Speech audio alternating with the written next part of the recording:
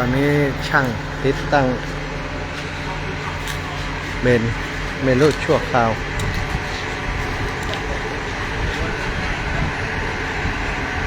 ของหลวงปู่กำลังยกตัว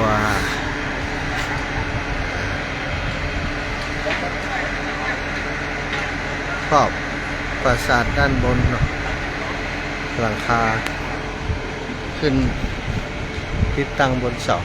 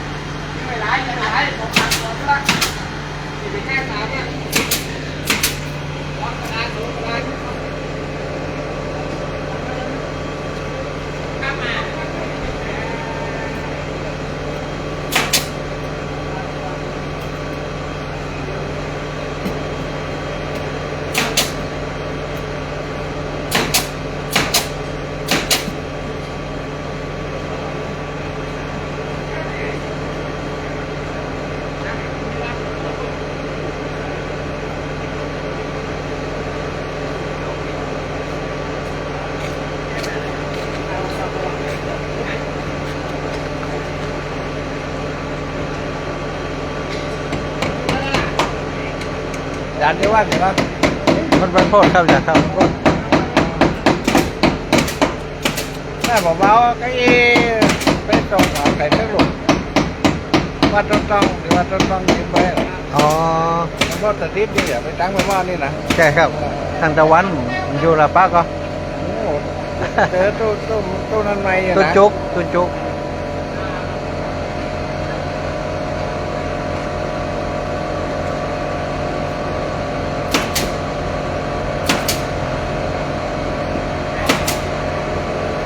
ใครได้อยู่นี่ก็ออกดูดงแหละ ข้าวผมออกสุดลงผ่องไปอันช่วยงานครูบาอาจารย์ตั้งเชียงใหม่ตั้งเชียงรายผมครับอาจารย์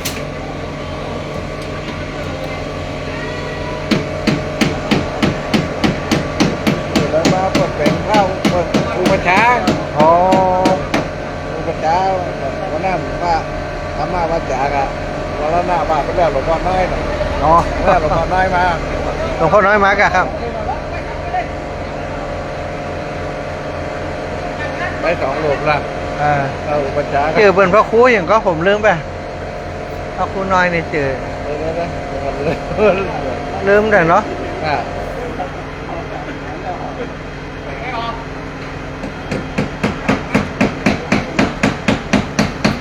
เอามาตรงเลยเจ้า ครับผมสลาวไม่ยากาศท่านเลยให้เขามาส่งขยมผมไปอันฮับพระธุดงค์จากอันเชียงใหม่จะมาพักที่วัดนั้นเป็นนี่ครับ ครับมีเวกที่ไหนว่านั่นน่ะ โอ้แหมน้อยกล่อมนี่แหละครับจันหนตั้งสี่เลนมันผ่านข้างนั่นน่ะ เงียบนี้เข้าไปแอลว่าน่ะ แถมถ้าเปิดถนนแล้วก็ จบจบเขารางวัดตีมันเว้นคืนตีวัดท่าน8 ไร่อ่ะ ติดท่านเลยอ่ะ ว่านั่นนะ 8 ไร่ติดถนน เข้าไปตั้งขวาเมืองกัน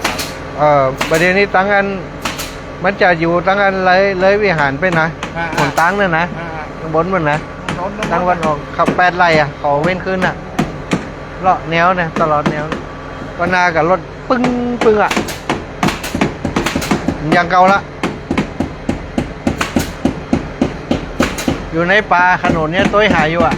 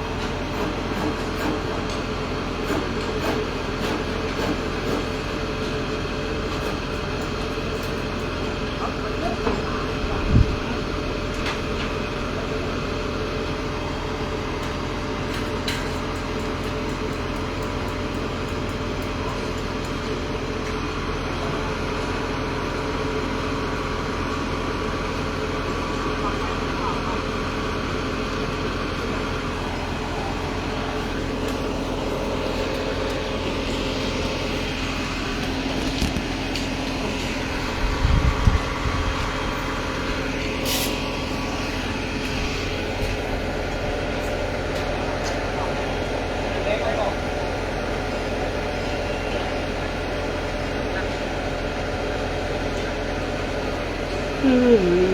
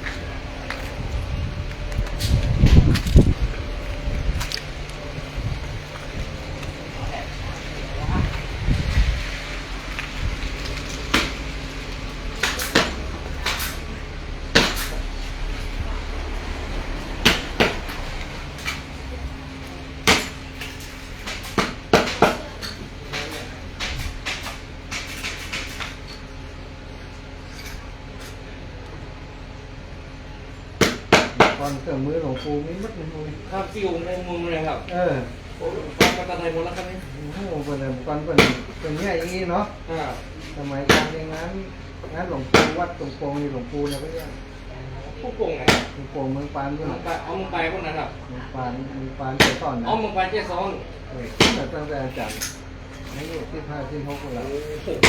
อะไร เดือน ปีนะ เดือนนี้60 ปลาย50 แค่ ปี สิบกว่าปีนะครับ หลวงปู่เป็นคนพูดอย่าง อ๋อคนไปพวกนั้นค ใช่ รับ แล้วก็พอดีอาจารย์วรณภาพไปก่อนไอ้เนี่ยอยู่ในปราสาทเลยนะคุณมดเลยเอาพระเลี้ยงไปเก่ง เอาไปช่วยคุณนะค ส รับ มัยก่อนคนเนี้ยจ้างมดเนาะ บางคนที่วัดเนี่ยนะครับ พระครูน้อยจ้างมดนะต้องดอกไม้ดอกนี่เป็นบัตรต้องมีอะไรป่ะหลวงปู่อ่ะ เป็นสแลนนะครับ เขียนเลยเขียนให้เขาเลยมีแบบ เขียนออกขึ้นตรงนั้นแล้วนะครับ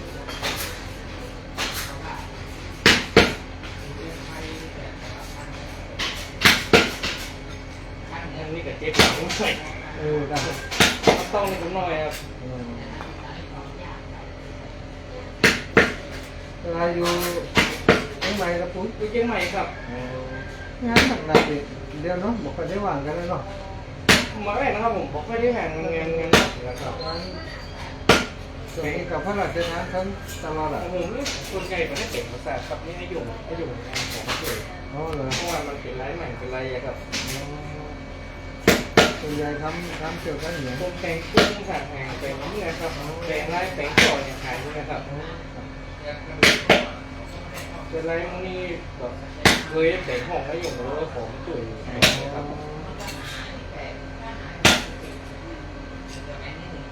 ตรงนี้เชียงใหม่ลำพูนก็หลายคนหลายองค์ ไม่ครับโยเชียงใหม่แห่งสองคนว่าปะแป๊วกับอันก็ไอ้วัดเนี่ยครับก็ปะแป๊วครับวัดเมืองของครับจะได้ปล่อยในเวียงแหลกของหักกันนะครับ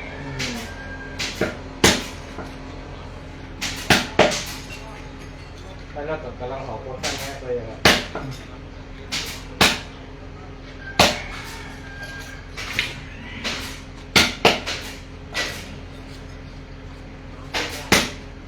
เห็นน้อยมันหายใจแล้วเสียงมันตัดแล้วนะเสียงอะไร เครื่องมันจะได้ครับได้แต่มันเหมือนพวกเนี้ยครับหลักเพราะว่าเครื่องมันเป็นที่เก็บมันจะได้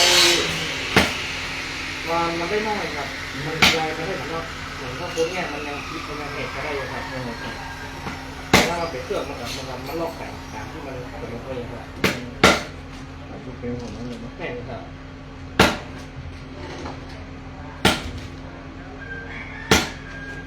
ก่อนงานครบวันหลอกเขาเนี่ยก็ยังมัดเป็นเนี่ยเขาเนี่ยแหละ ครับ เดี๋ยวนี้มันขี้เนาะ ซื้อเอา สมัยก่อนเจอกันตอนนี้จะมีสลายเยอะ แม่นครับไว้ในตลาดไหนก็นอกก็นอก ใช่ให้หลอกเนี่ยเจอกันนะ แม่นครับแล้วไม่ตลาดเอากระโดดแปะครับโอนต้องแต่ยังไงก็น้อยครับที่คนแก่นะ ใช่งานนี้เอ็มชอบเห็นงานรักกับคนหักคนหุ่มเนาะ แม่นครับต้องได้ความรู้นักครับเพราะบางสักเตือนเป่งมันอยู่ที่แบบ5 นาที 10 นาทีมันแล้วมันเป็นวันถ้าเกิดเป็นแรกเป็นวันมันก็มีครับเปลี่ยนกันไปแล้วแบบว่า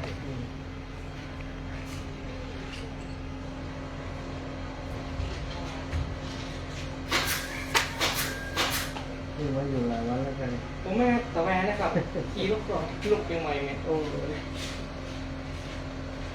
แต่งงแล้วแบบนั่งรถแบบก็นั่งรถใหญ่ไงขี่รถต่อมาต่างแหวกครับแหวกข้างนี้ครับ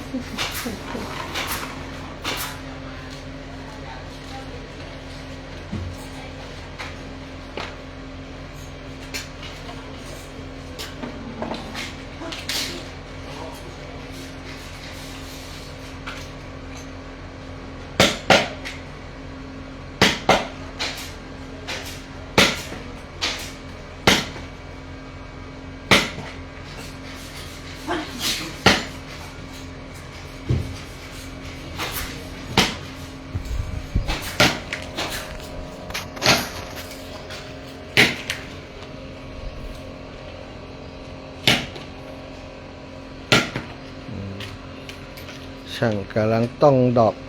สมัยแบบสมัยก่อนเลย มาต้องมาทำเอาตีนางานหมดเลย อันนี้เป็นช่างจากเชียงใหม่เนาะ ครับเชียงใหม่คนรุ่นใหม่งานแบบนี้นี่หลวงปู่พระราชจินดานายกเคยทำบักก่อนสมัยก่อนนี่เป็นจะวาดเองวาดแล้วก็ให้คนต้อง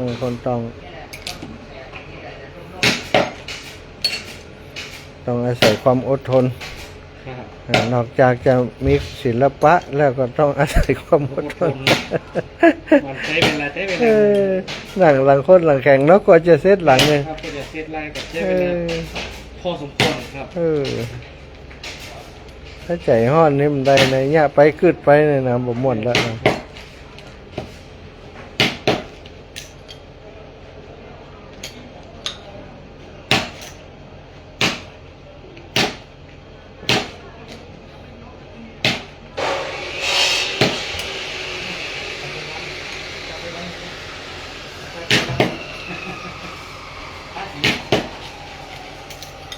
อันนี้เหียนจากกันคนเฒ่าคนแก่นะก็ว่าไปเหียนโดยเฉพาะอันนี้ได้จากไปช่วยครูบาอาจารย์นะครับไปช่วยเพื่อขอไปช่วยกระแตงไปหุ้งไปหันอะไรมาเขาก็จำมาเนาะเนาะส่วนใหญ่จะเป็นอย่างนี้น่ะเนาะคนที่อยู่ติดอยู่อย่างนี้ครูพักรักจำนั่นนี่ก็ได้ครูพักรักจำในห้องแล้วก็ไปซ่อเอาเนาะถามห้องเองครับมาเดียวร้ายอย่างต่างๆมันมีนี่เยอะเนาะมีให้ศึกษาไม่เฮียนห้วยใน YouTube ในอย่างเขาก็เผยแพร่กันอยู่พักรักจำกลายเป็นงานเป็นอาชีพได้เนาะเป็นอาชีพได้ครับศิลปะต้องเตรียมความอดทนสูงใช่เป็นงานเฉพาะตัวใจใครได้แม่นครับต้องห้องเอาไปมือเป่งกับบางเงินเหมือนเขาแยกกับใช่ได้แยกกับแจกแยกกับแยกนะฮะใช่ชั่วโมงบินประสบการณ์เนาะความละเอียดสำคัญนะเนาะ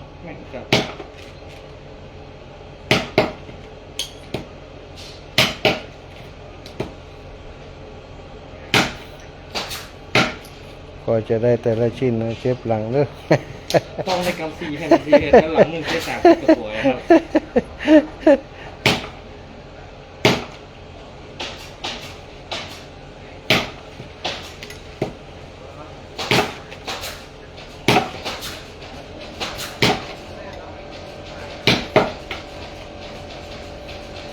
คนจ่วยกำได้เราทำเอง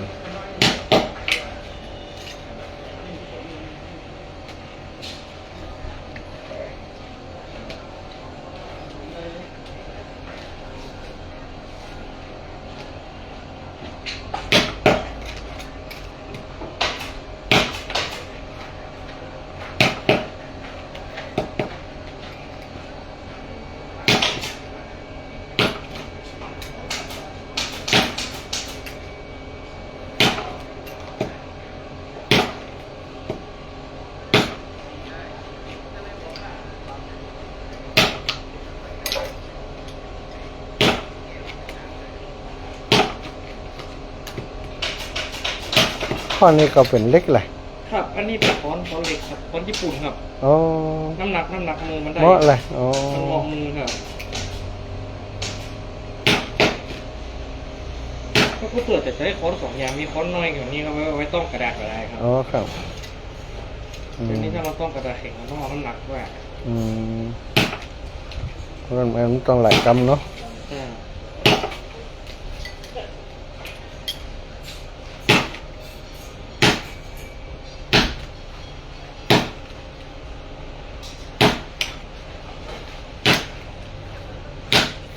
เหงาลับเลยนะนี่นะโดนมือเกิดกระโดนอยู่ครับอย่าทำหอยโดนนะโดนอยู่กันโดนอยู่ครับถ้าวันไหนขลับนะครับต้องเสือปลาเล็ดเนี่ย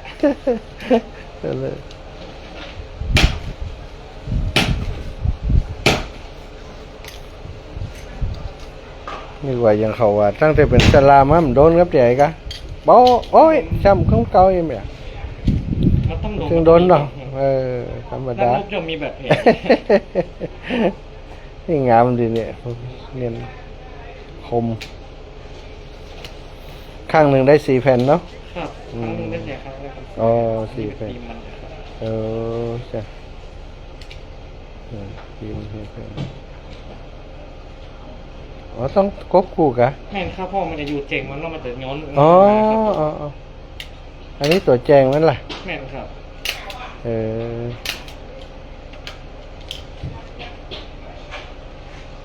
กบคู่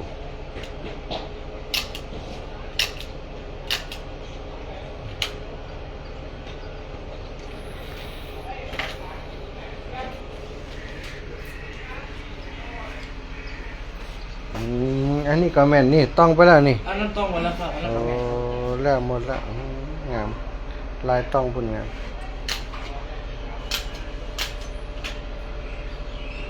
นี่ก็มาออกแบบใหม่หมดแหละก็ว่าเขาเก็บแบบไว้ ออกแบบใหม่หมดครับเขียนใหม่หมดครับผม อ๋อ เพราะว่าลายมันเอาก็ ต้องวัดจากวัดตามประสาท ต้องเนี่ยมันเป็นมูลายแม่ห้องสอนในมันนะครับแต่วัดเอาแต่ประสาทแบบนี้ค โอ้ รับ ฝีมือละเอียดอย่าโยมคมเลยเหมือนกับอันต้องแล้วก็เหมือนกับเขียนเอา เนี่ยครับ คมอ่ะ ปีมันเนี่ยครับเนี่ยครับปีมัน สวยงามอ๋อออกแบบใส่อย่างนี้ก่อนเนาะ แม่นครับ เดี๋ยวต้องพิมพ์ออกมา อันนี้ความสามารถวิชาชีพงานช่าง เป็นงานที่ละเอียด โอ้ ดูมันออกแบบ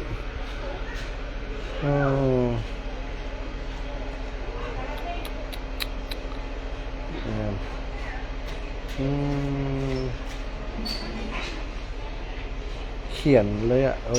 สุดยอดเลย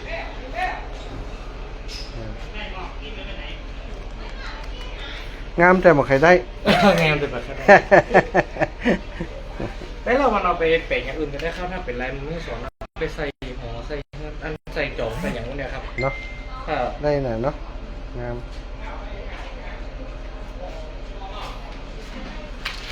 เป็นงานเป็นวิชาชีพ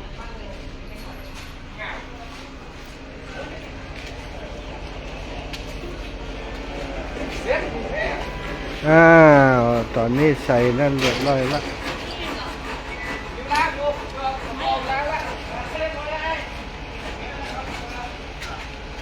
ไม่แปลงทำไมน้อย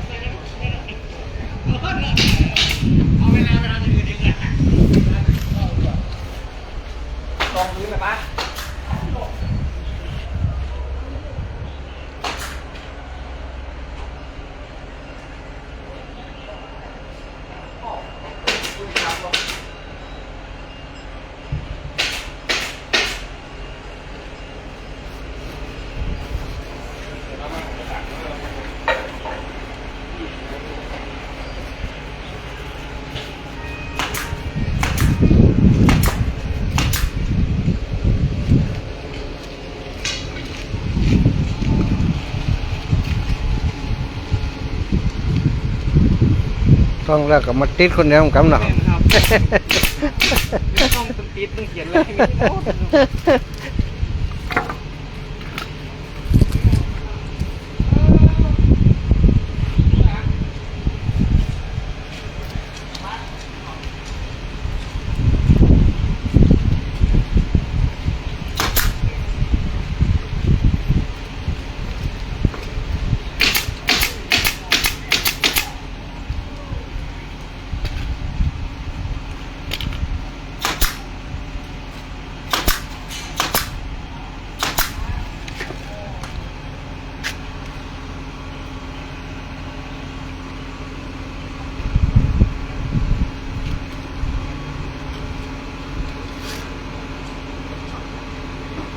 ที่ตัวบนกับแม่นกะ นะครับ มูนั่นกับแม่นของยมเลยกะ แม่นครับตึงอันหลัง โอ้ หลังเงตึงหลังผมก็โคตรต้องคนเดียว ฮะ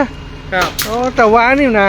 ตึงเขียนลายตึง ตั้งแต่ว่ามานี่นะ แม่นครับ อู้อย่างมาเลี้ยวจ้ะ ต้องอันนั้นต้องมาตั้งแต่วันที่10ตั้งแต่ต้นเดือนแล้วครับ โอ้ เบรกตั้งแต่ต้นเดือนแล้วครับผม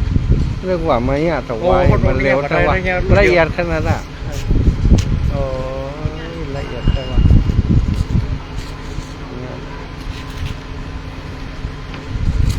แล้วที่มันต้องกำแพงหน่อยเลยครับที่มันขาด อืมอันบางส่วนเขาก็ทำไว้แล้วนี่เนาะเรียกว่าไหมอ่ะแต่ว่าแต่ละ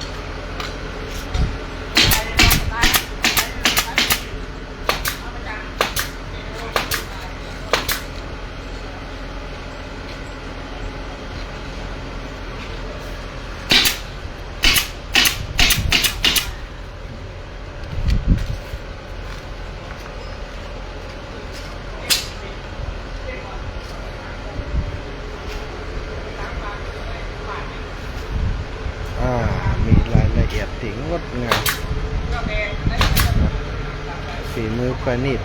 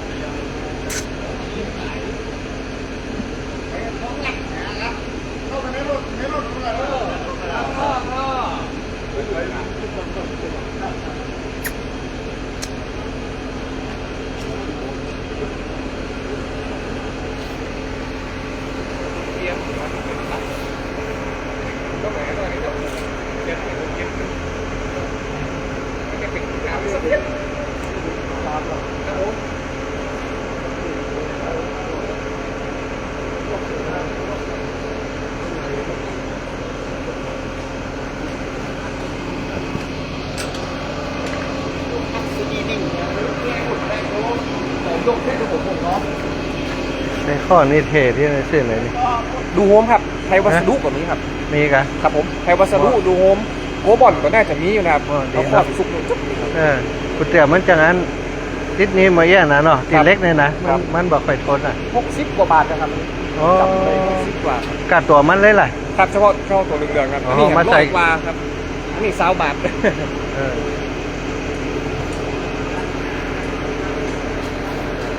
เล็บคอดเนี่ยจะช่างก็ไม่ ฮะ จะช่างก็ไม่เข้าหรอก โอ้ยเป็นช่างนี่ทำเน็บได้นะ อีกคนหรอกพาไม่เคยได้เมียนได้พาว่าเขาได้ผัวเนี่ยต้องแบบเสียพาเปลือนเป็นสั่งสีสั่งอย่างไงป่าคนที่ข้าวมันอย่างงี้แม่ทำเอา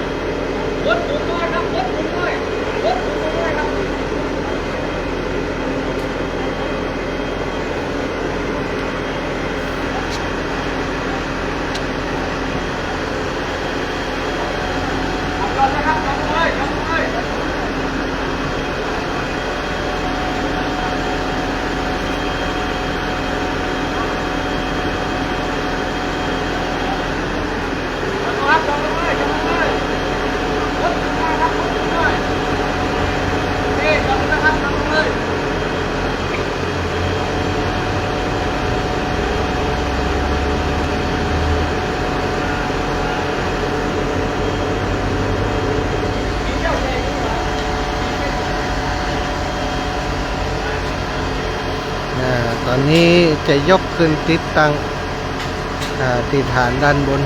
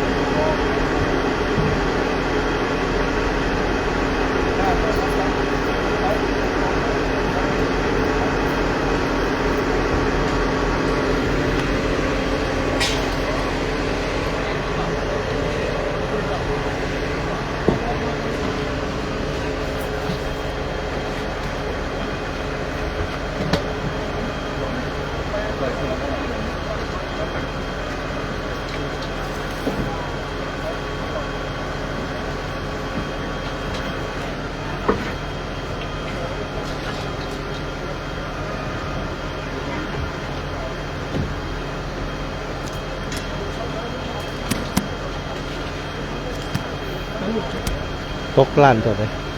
ตกตัวไหน โอ้โหราคาเขายอมอยู่แล้วปีขึ้นไปบนเลยเดี๋ยวยนลงมาแถบเลยเดี๋ยวเอาตัวนั้นลงนิดแค่ที่หัวเขาระวังไว้ครับเป็นยังไปหัวผมแล้วตัวนี้หมุนมาหน่อยป่ะกดหมุนมาหน่อยโอเคลงมาเลยลงอันนี้เอามาลายไม่ซ้างไม่ได้ก่อนนั่น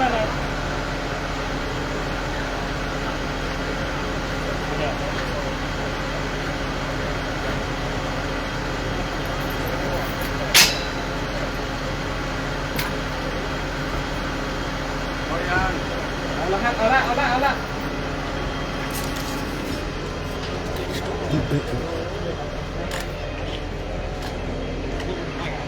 เอาต้นล้มเลยพี่เอาล้มเลยเหมือนที่เขาก็จะขึ้นเหรอครับหรือเขาสองด้านเนี่ยหรือว่าเอาตู้ไหนเอาสองด้านงั้นจะตัวปุ๊บล้มได้เนี่ย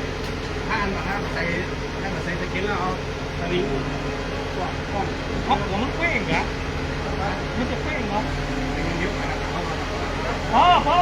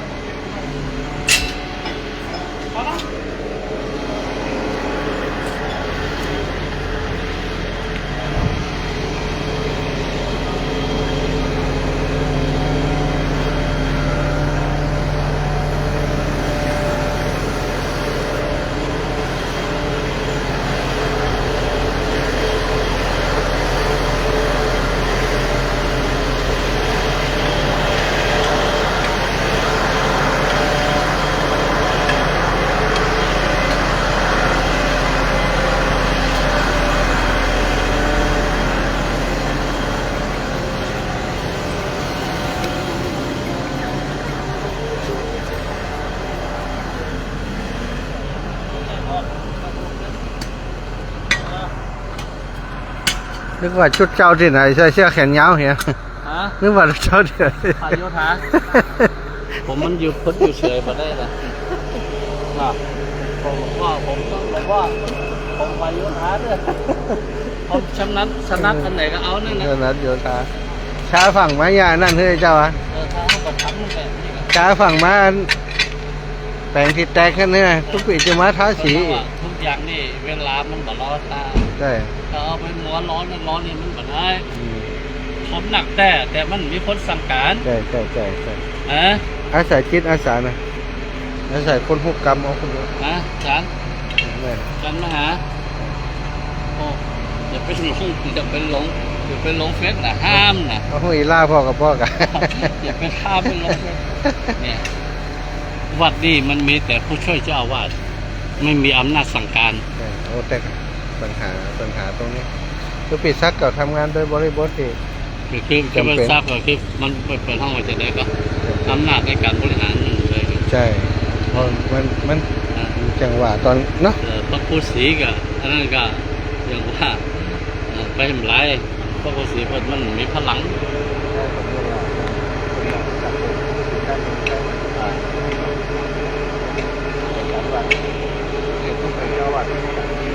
ผู้ติดตัดสินใจเนาะผู้ขอวิวที่ได้อย่างโอเค ไถเดี๋ยวก็ไถมันได้ไง ต้นทงน้ำจากการ แต่ยังว่าเป็นบริยุวัดนี่มันสั่งการมาได้ไงอย่างที่ผมว่าเนี่ยผมเอาผมว่าเลย ผมตัดสินใจผมทำผมเอาลุงน้องบริวารนะผมตัดสินใจที่ฝ่ายอาจารย์บูชาหลวงพ่อผมถือว่าใครทำพระครูวัดต้นนึกผมก็กล่าวว่านี่ก็ละ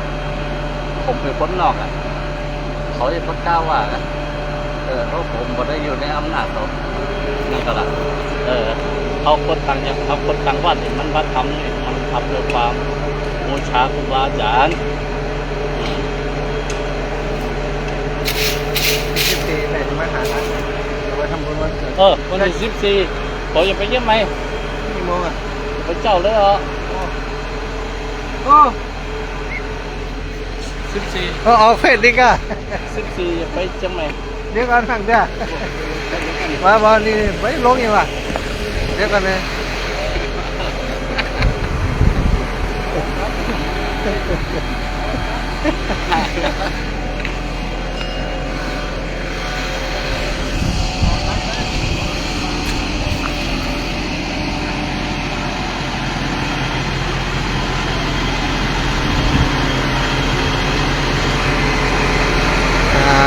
ตอนนี้ก็ยกขึ้นตั้งบนฐาน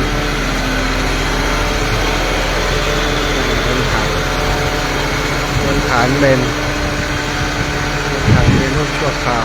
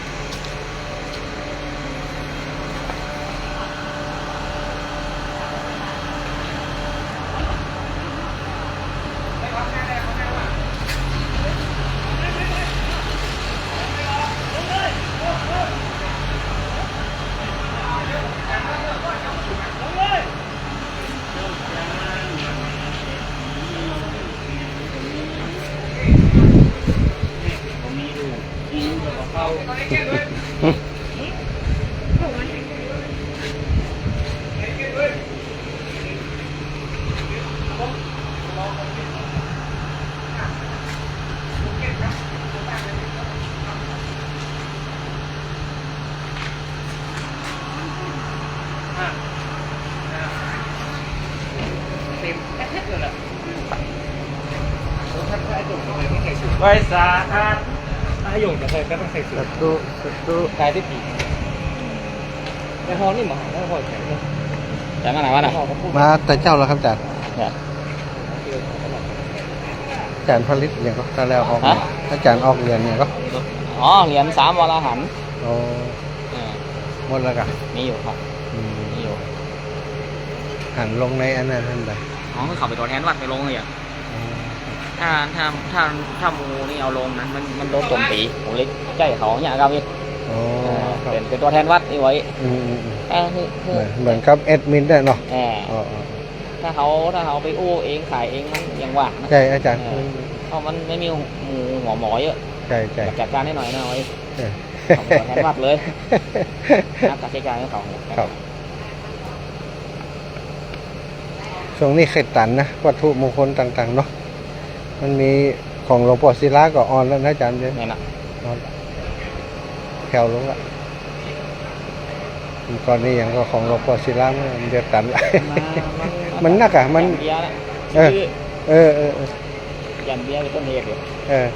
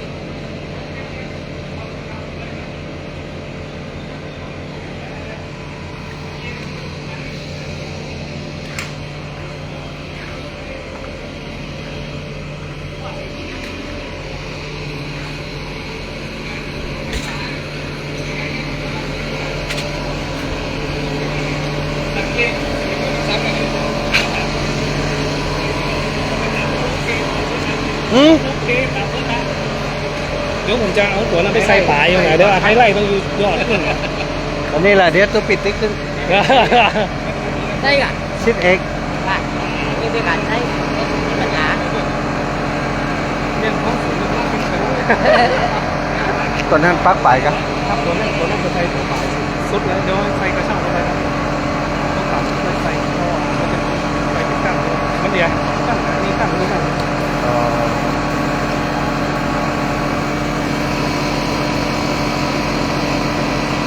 ๋อเต้าผลสีทับแหมกับกัน ทายไปดูไว้ลงทายไป นะสีท้องกันสีท้องทับกัน เพื่อนๆอาจารย์ เข้าไปดูเลย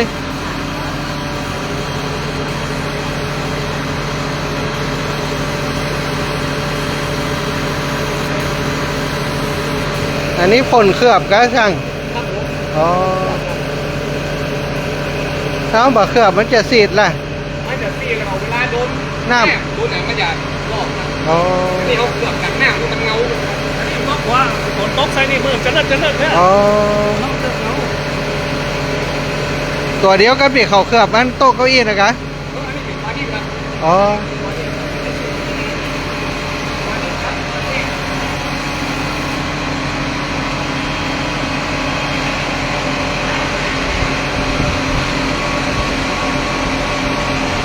มีการเคลือบเงาเดี๋ยวก็จะยกขึ้นติดตั้ง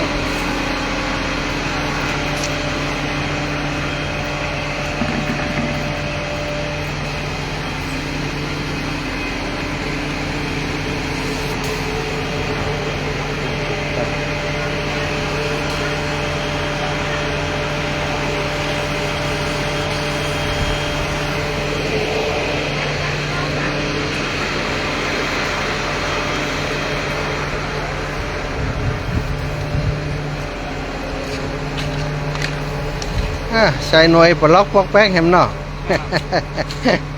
อันนี้ซื้อมาตัวก็ว่าเขามีให้ อันนี้ซื้อมาตุยครับ ซื้อสั่งมาครับ อ๋อ เพราะว่าเนี่ยยังปากเก่าครับเพราะว่าจะเวลาวัดแม่นเวลาวัดเป็ดเนี่ย มันจะมีตะกอนมันจะเป็นลูกแก้วเป็นกระจกนะครับ เป็นรอยกลมๆนะครับ อ๋อ แล้วก็จะห้อยนะครับ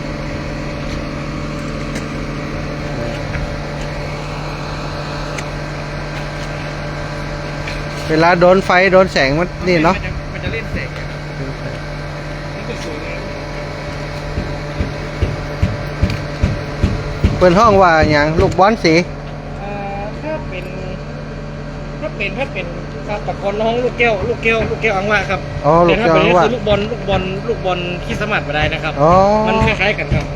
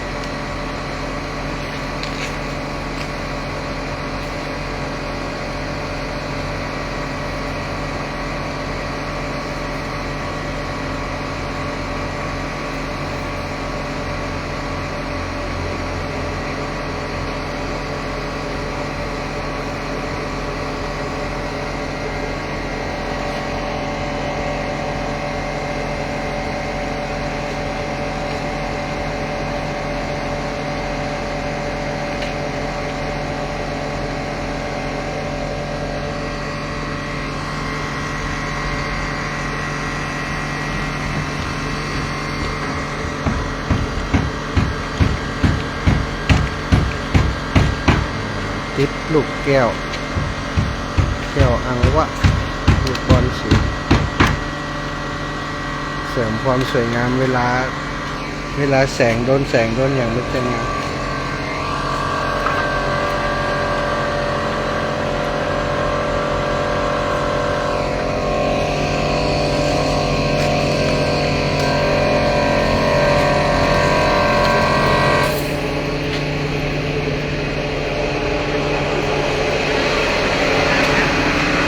ตรงกลาง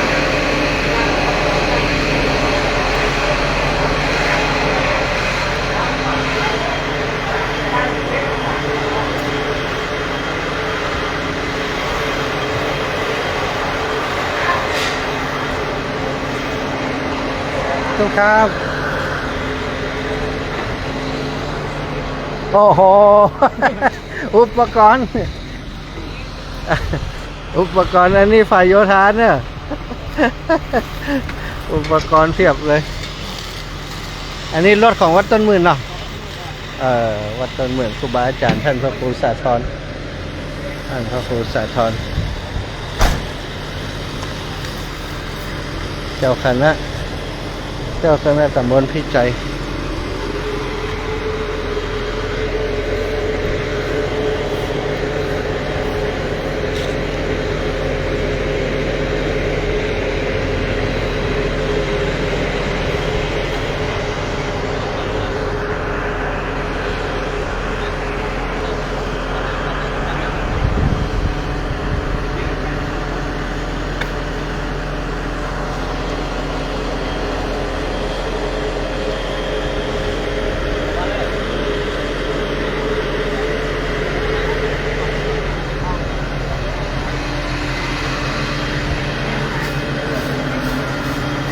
อันนี้ช่างเขียนป้าย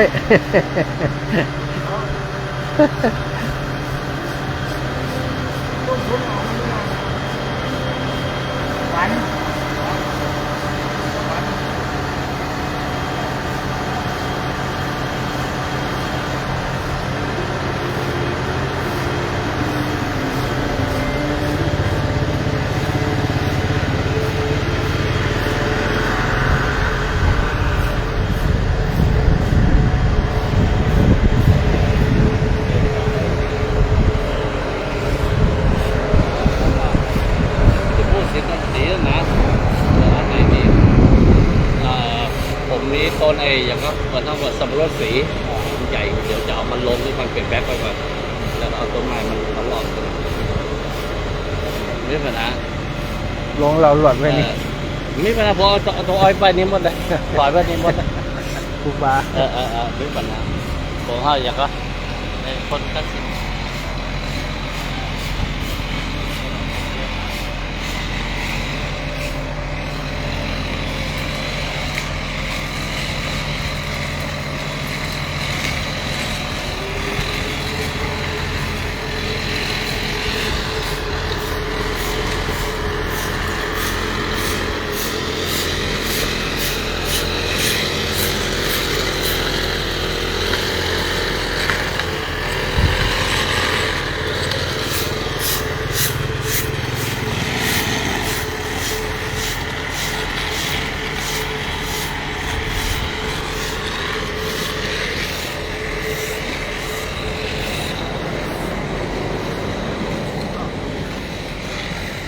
ครับผม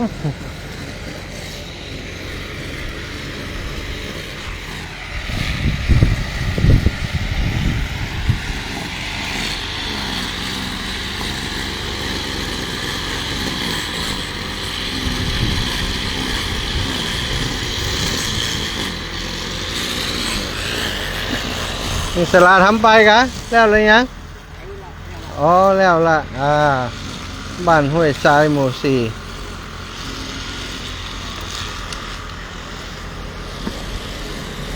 ตัดตู้ป่อ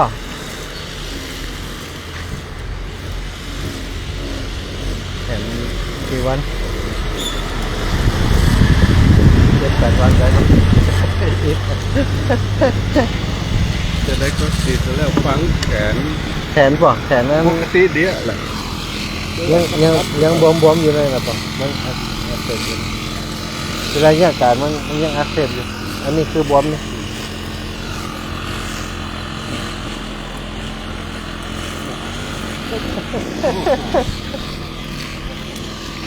แล้วก็ที่แรกคิดว่ามันจะซื้อมันได้อะโอ้ซื้อได้ยังก็ตอนแรกนั้นประมาณสักเดือนมันหมดเอี้ยนี่ป่ะเอาน้ำมันกันแล้วก็ดัดที่เกี้ยมาอันก็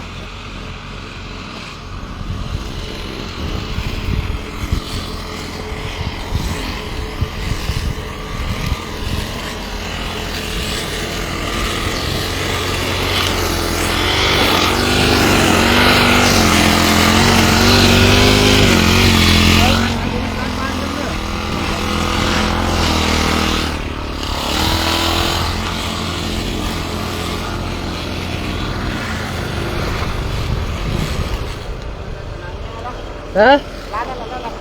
ะนั่นดู ต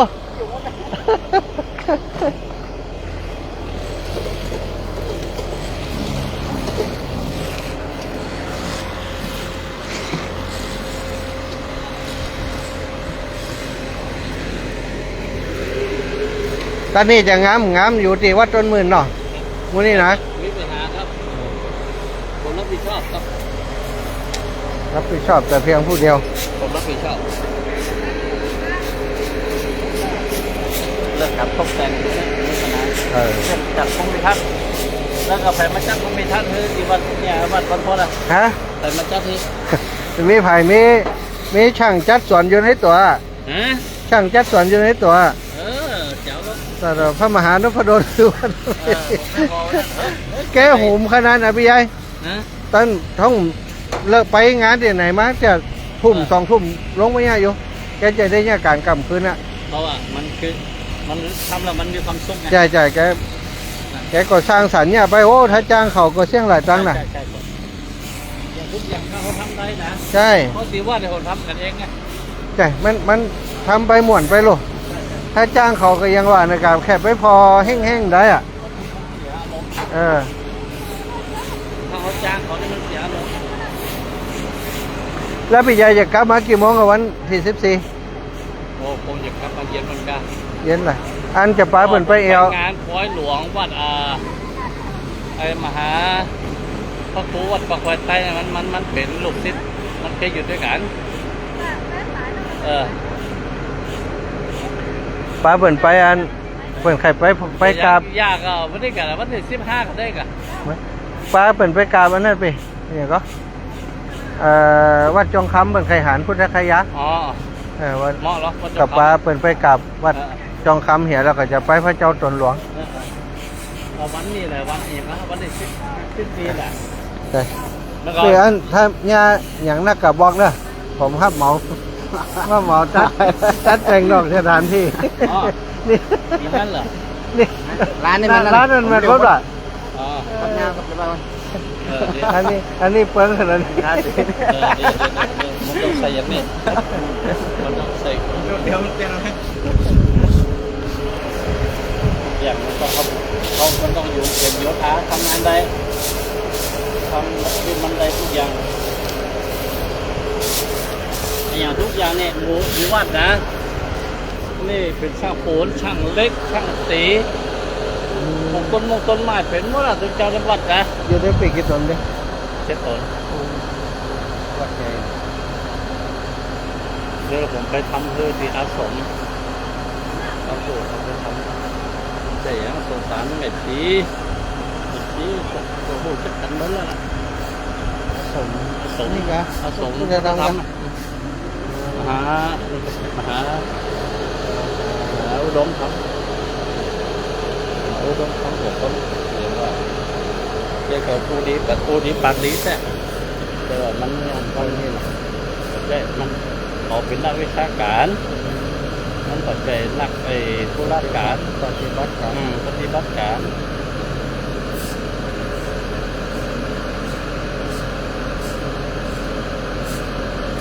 เอาตู้ออกไปเลย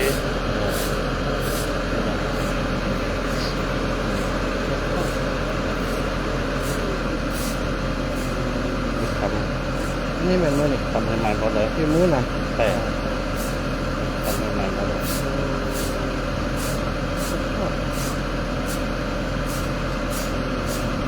ตู้ออกไปทาสี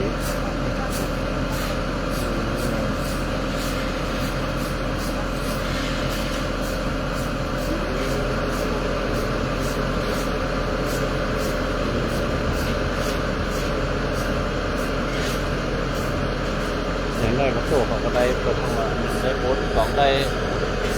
อย่างก็ มันเป็นสำคัญ มันได้เนี่ยมันได้ประสบการณ์ว่ามันทราบว่าเขาบุคลากรเขามีบุคลากรเขาสามารถทำงานได้นะเขากับประสบการณ์วันในวัดนี่ผมบอกว่าจังหวัดนี้ก็การเวลามีงานศพงานสร้างที่คุณเจ้าชัดกันหมดก็สมาธิ ต้ ยั อง ง มี ไม่ดัน ต้องมีสถานหรอกต้องกินเล็กกินน้อยถ้าสถานนี่จ้าจะก็จะมาเหมือน2 วันที่ผ่าน เจ้าบ้านเนี่ยเขา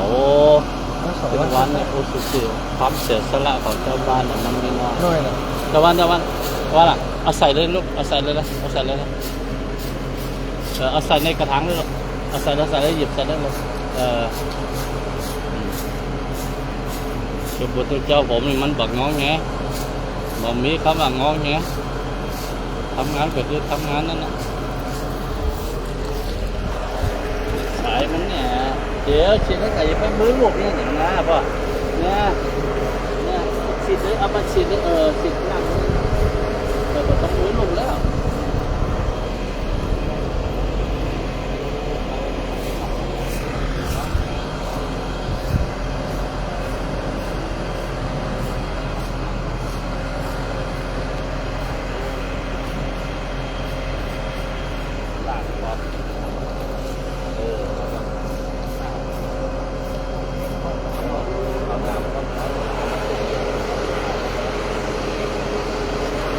จะลงดอกหยัง นะ ที่ยังจะลงดอกหยัง เดี๋ยวก็ต้องไปดูกันไปดูกับว่าหน้านี่มันมีดอกนี่เป็นไม้เลยไม้ที่แดดมันจะต้องมีดอกจะดูสวยงามก็ดูตามนี่แหละไม้ในร่มไม้แดดไม้ร่มเอามาปลูกแดดเราได้ไม้แดดเอาไปดูในร่มมันกับกระดอกดูพันไม้ นะเราเรือมันอยู่ได้เหมือนเราเรือมันน้ำจมมาได้น้ำจมมาเรียกว่าเป็นเอาเอามาลงก่อน ไม่จะขอเจ้าคุณเลยไม่อยู่นี่ เปิ้ลน่ะเนาะ ขอเจ้าคุณคืออะไรคือมาอยู่นี่นะมันกวาดเลย อย่ายุ่งอย่ายุ่ง อย่าไปยุ่งแค่ยุ่งตัวต้นเมื่อ31 ปีแล้วน่ะต้นเมื่อนั่นนะ ถ้าได้มาอยู่นี่คืออะไร แต่มัน ปารามีคน นะ ปารามี เพราะแต่เราพร้อมรอ2 ปีแล้ว ปารามีคนนะอะไร แต่ว่าเราจะได้ให้หนอนรับแค่ทุกปีนะต้องทุกวันทุกวันปีร้อยหนึ่งหนาเขากำลังทำอะไรอย่างมุกกรรมการกรรมเกินน้อยมันเลย ต้องเอาอย่างนั้น ตักจะนั่น เพราะว่า เอาอย่างไงคือเงินเข้าไหนหลังดูหรอ เดี๋ยวนี้เปิดทั้งว่า เข้าวันเนี่ย จะอยู่ คือเจ้า ไหมถามว่าเดี๋ยวนี้อยากได้เจ้าคุณไหนถ้าได้เจ้าคุณต้องเข้าวังถ้าได้เข้าวังก็จะเป็นมา อยากจะได้ก่อน ถึงไหมเลื่อนถึงไหมถ้าอีนะ ไปบอกนี่ลูกปีใหญ่ไม่บอกหลวงพ่อจ้องคำก็เยอะกะ อีนะเขาว่าจะเข้าเฝ้าในหลวงถวายพระพุทธรูปทองคำถวายพระพุทธรูปทองคำป้าโทษไปดูที่ท่านอยู่วัดไหนเห็น ต้นหมื่นนี่หนักนะ อันนี้เขาเรียกว่าอะไรอย่างก็เข้าโบหลวงพ่อ เดียวนี่ เวลาเข้าตาถึงพระเนตรพระกันหนึ่งอ่ะ ก่อนเนี่ยท่านแล้วนี่ก็เข้าวังกะที่วัดพระสิงห์นี่ วัดพระสิงห์ตัวไหนนี่เป็น10 ล้านนะไปโดนไปหนึ่ง10 ล้านแต่ว่าสุดท้ายมันเนี่ยได้อะ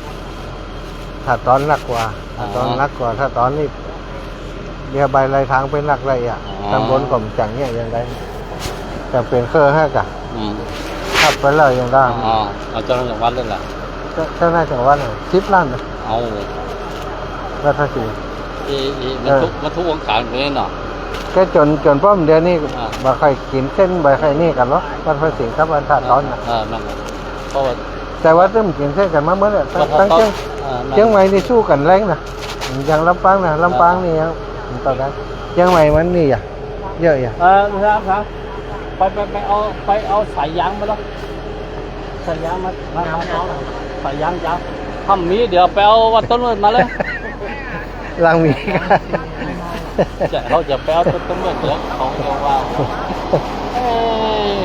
ดูถูกวัดดีเลย ตอนนี้อู้ถึงว่าคนบริหารบารมีมันแปลกกว่าลำบากนะเพราะตอนนี้ยังน้อยกว่าหลายก๊กและอีกอย่างนึงนี่ มันมีแต่อย่างที่ผมว่าเนี่ยมีแต่ผอจะล้อก็อย่างต้นท้องเนี่ยกล่อมจะกล้าเข้ามาเก่าอู้ถึงเข้ามาเจ้าบ้านของกับกันนี่ นั่น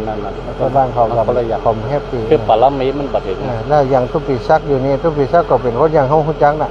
แกมีพระเดชก็ไผแกก็เป็นนักทำงาน นักฝ่าย ทำงานเอกสารเนี่ยต้องใช้อย่าง วิชาการ แท่นอภิญญามันจะคนอย่างขาลุยนะ แกก็ไปจะคนคนปาก คนอย่างจะมาบริหารนี่หนึ่งต้องหูจักหยัดจมต้องนี่ต้องนี่ต้องเนี่ยอย่างแค่อย่างอีนี่อย่างเจดีย์เช้าผมว่า ต้องมีปลามีอุได้ไปเปรียบต้องมีอย่างน้อยก็ต้องมีเงินมีปลามีนั่นแหละเอาอยู่นี่มีเงินมีปลามีอ้อมกะสายมันมา นี่มันนี้เขาจะข้ามห้วยลงในว่ามุ่นนะแต่ต้องติจากที่อื่นอ่ะถ้าจะเขาจะข้ามห้วยเอาแต่เนี้ยยังคำได้เพราะเป็นอารามหลวงอ่ะ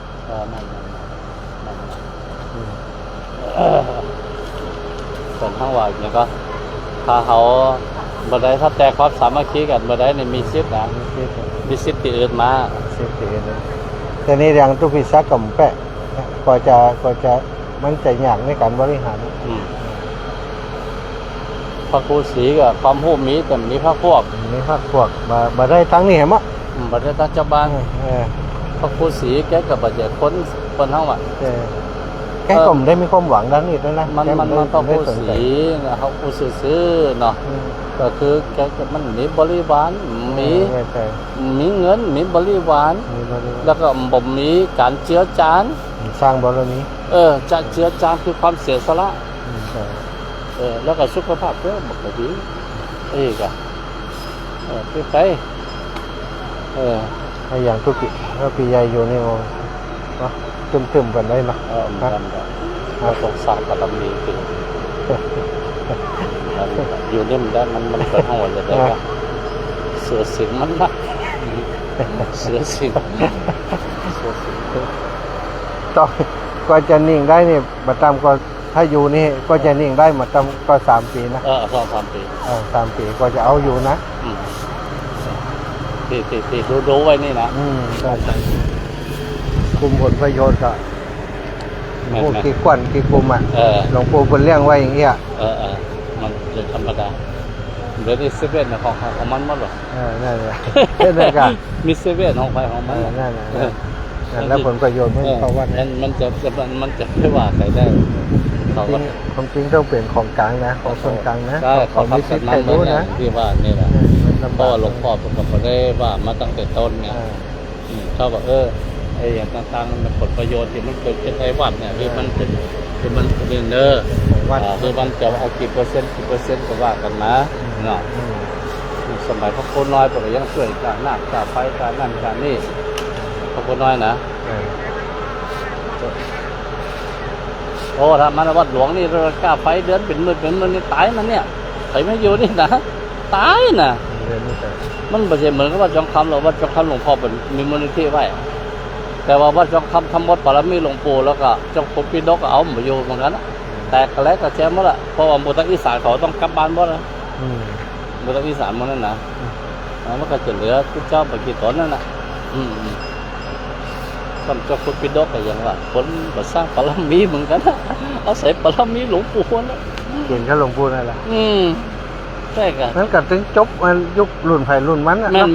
ยังสอนโมมเดียวก็ไปก็รับปิงมันเหมือนกับอาจารย์อยู่นะสมัยหลวงพ่ออยู่บุญไผ่บุญมันบุญเปิ่นจบพันแล้วคนอื่นอย่ามาต่อหยักไอ้อุซื้อเหมือนว่าต้นเบิ่มกันนะใครจะมาแตนผมนี่มันเป็นตำนานไปยัยใช่เป็นตำนานของปียัยสร้างให้เขาสร้างไว้สูงแล้วคนที่ยังมาแตนเนี่ยถ้าปารามีมันมาถึงแค่ฮักษานี่ฮักษาให้ได้ก็แค่ขอแค่ดูแลนะแค่ฮักษาให้ถึงว่าเนี่ยผมก็วางเนี่ยเราบอกเพื่อเขาสิเจ้าจะต้องทำแบบนี้งานอย่างนี้แบบนี้งานการที่มันต้องเป็นอย่างนี้แต่แบบปารามีมันต่างกันไงต่างกันความเสียสละปารามีอย่างผมนี่หรอผมว่าได้ใจได้ทำได้วันนี้นะใจอย่างกระดามไปทำได้ซื้อไปมันอยู่ที่เขามานี่เหมือนกันแล้วโต๊ะกินยังเข้าเซเว่นซื้อนะจะมาเที่ยวประกาศออกไปมันก็มาเนาะของวันนี้เนาะออกไปมันก็มาเนาะเขาเลี้ยงเขา2-3 วันนี่เหมือนกันแต่ว่าซื้อสีจบวันนี้ซื้อสีจบสีเสือที่ผมซื้อไว้ยังไปผมมาแต้มมดนะเนี่ยอันนี้แม่นถึงเหมือนกันแม่นมดเลยแม่นมดเลยผมเอาวัดมาแล้วเนี่ยผมซื้อมาแล้วก็เอาวัดมาเลยมันปัจจัยซื้อมันตรงนี้เนี่ยมันขาดครูเรียกที่ว่าเนี่ยมันขาดคนเสียสละสักก็เขาซื้อเจ้าเงินของกลางเบิกของกลางเดี๋ยวนี้เงินของกลางเขาว่าที่สักมันแค่ก็นักใจเตรียมเงินกันจ่ายเนี่ยมันเสียงมากแต่ว่าผมก็บอกว่าที่สักนะผมก็ทำแบบกระถิ่นแล้วเลยผมก็จ่ายได้100,000-200,000ผมก็จ่ายได้ประมาณปีนี้ผมก็จ่ายมาได้เพราะว่าปีนี้ผมได้เงินอยู่600,000 บาทแต่โหปืนบริเวณวัดมด600,000 บาทนะที่เงินมดจะเลยว่าปีนี้ผมรวมทำบุญประมาณเนี่ยรวมทำบุญตั้ง30,000แล้วในส่วน30,000นี่เป็นของส่วนแล้วก็ส่วนตัวผมรวมทำบุญส่วนวัดก็เอาพระเนตรมาช่วยแล้วก็จะเอากาแฟมาเอาลงทานมาอย่างมาส่วนตำบลเก็บกันแล้วก็มารวมเป็นเจ้าภาพเป็นส่วนตำบล น่าจะเคยกันไปเนาะ มันผมเนี่ยมันเกี่ยวด้วยเนาะในส่วนของส่วนตัวในส่วนของวัดในส่วนของหมู่บ้านในส่วนของตำบลในส่วนของอำเภอเนาะ จังหวัดมั้งเนาะ ในส่วนของจังหวัดเนี่ย ไม่ มาผมได้อ่ะ ก็เป็นจกอ่ะมันก็ละทุกอย่างเนี่ยมันจำเป็นต้องจกอ่ะเขาก็อย่างที่ผมว่าเนี่ยทำทุกอย่างแต่ว่าผมว่านี่เนาะ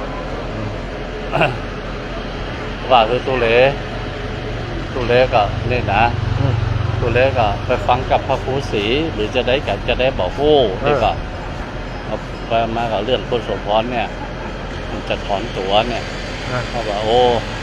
ผมก็เลยแต่ว่าท่านดร.เลนะครูอาจารย์เลอย่างต่างๆเนี่ยเรื่องส่วนตัวให้เป็นส่วนตัวเรื่องนั้นเรื่องนี้ที่มันสบายใจอย่าได้เอาละไว้ก่อนตอนนี้พอเขานึกถึงหลวงพ่ออย่างเดียวเขานึกถึงหลวงปู่นึกถึงหลวงพ่อ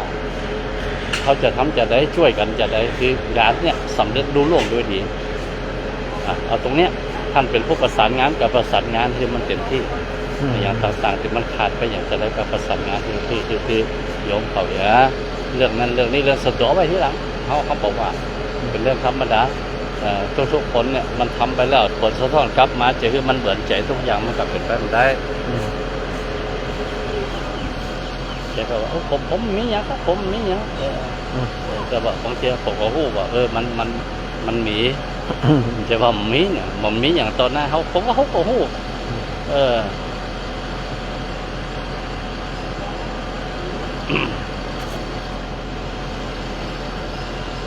นั่นหลายอย่างกันเนาะ ก็เลยว่าเขานึกถึงงานที่หลวงพ่ออันนั้นนี่เนาะทำทุกอย่างนึกถึงบุญคุณบารมีหลวงพ่อเพื่อหลวงพ่อคือมันสำเร็จรุ่ล่วงด้วยดีต่างๆเดี๋ยวนี้มันได้ติดพักนั้นนี่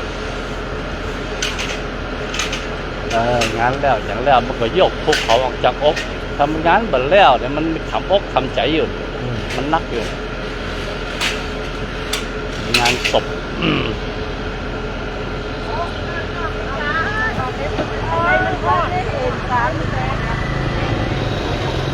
วันหนึ่งเขาว่าโบราณเนี่ยจอดปลาถึงกันมาช่วยกันแต่เรื่องนั้นเรื่องนี้มาช่วยกันรวมงานวัดนะโดยเฉพาะงานศพทุกเจ้านี่ต้องอย่างนี้นี่กับบึ้นกันนี่ผมไปเชียงตุงนะพี่มันจะต่างผมไปเชียงตุงเขาทับสันนะอันนั้นเปิดถือว่าอันใหญ่กว่างานกฐินงานกันอย่างก็งานศพทุกเจ้านี่ผมไปเนี่ยน้ำบุญต่างกันคนไทยมันเดี๋ยวนี้เขาเอากันนั่นนะเดี๋ยวนี้ตีมาตั้งเชียงใหม่ตั้งอย่างต่างๆตั้งลำพูนเนี่ยต่างๆตอนนี้เนาะหมู่เป็นน้องไต้หมู่เป็นน้องยังไม่ได้ติดมาจ่วยงานทั้งนั้นผมไปถึงคนมังล้าบนนั้นเนี่ยในเขตมังล้ามันปอกเขตปกครองเมืองล้า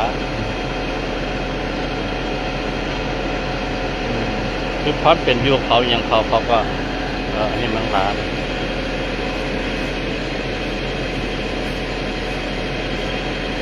ทุกอย่างตอนนี้คือความเป็นอยู่ของเขาเนี่ยมัน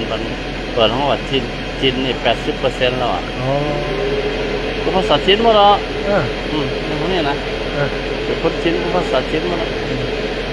เดี๋ยวว่าอย่างนี้มันแจ้งคำว่าดีแล้วว่าสเตทเลยมันต้องว่าเนี่ยมันไม่ใช่ว่าสเตทอ่ะมันต้องเป็นชานสเตทเนี่ยมันแจ้งคำว่าสเตทกรรมของมันเนี่ยยินเงินมามันก็ขอเป็นลับอย่างของมัน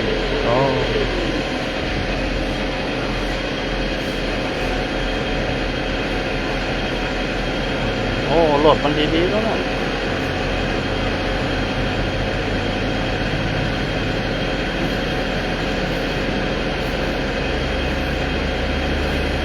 แต่อย่างว่าเนี่ยมันต่างกันครับ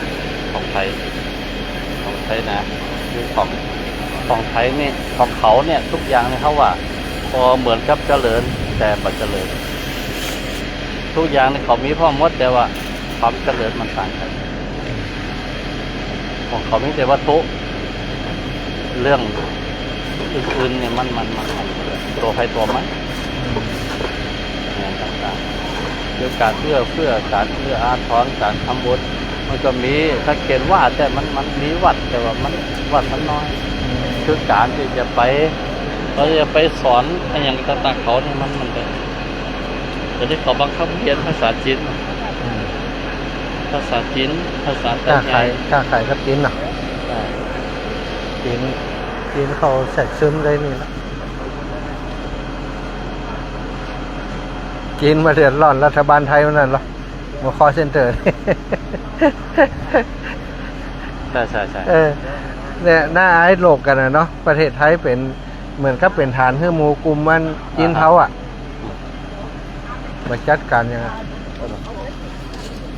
เดี๋ยวเจ้าโรเขานิมนต์หนักทั่วโบเมือง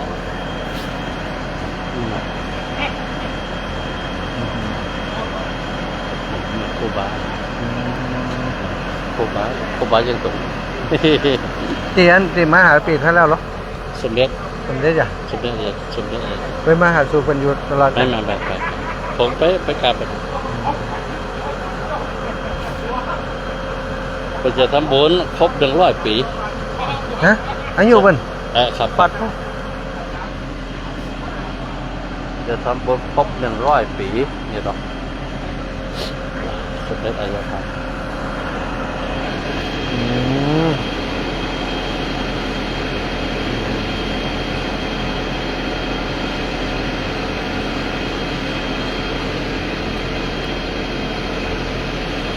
สติสัมปชัญญะความจำดี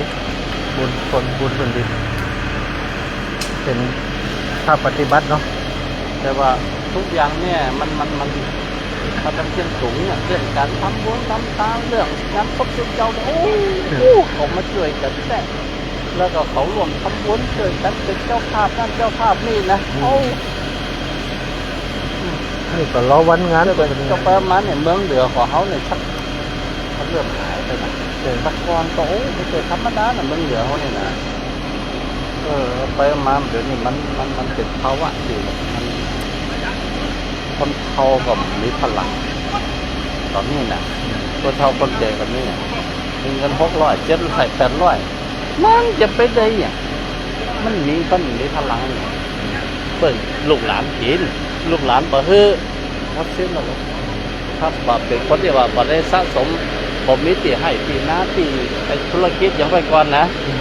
ก็ได้มีปลาก็เหมือนมีปลามีบ้านก็เหมือนมีบ้านมีความสุขมีบ้านกับมีบ้านไว้บ่ได้มันบ่ได้เกิดเศรษฐกิจเนี่ยเหมือนกับตะกอนนี่เลี้ยงวัวเลี้ยงควายทำสวนนี่นั่นนี่เลี้ยงหมูขายนั่นขายนี่โอ้คนเท่าเราก็มีตังค์อ่ะ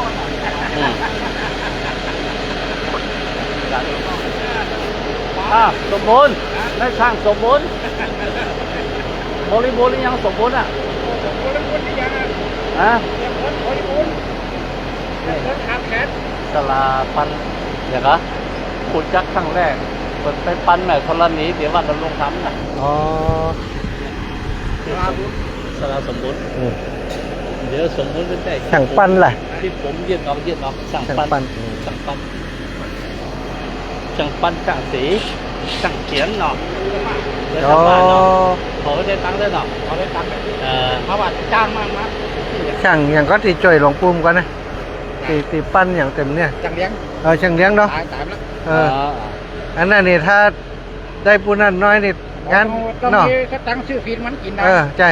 กินฟินต้องชื่อมันกินตีวัดนั้นอย่างก็บุญเหลืองตีบุญเหลืองเนาะแม่นบุญเนาะนี่ก็สีบุญเหลืองนั่นนี่ได้จะไปทำเจ้าชาติสีบุญเหลืองนี่คิดเจ้าชาตินี่ฝีมือนี่ผมก็หูจักนี่กันสีบุญเหลืองท่านชาติเป็นเพื่อนกับผมท่านชาติท่านชาติเป็นเพื่อนกันเรียนกันนะ โอ้โห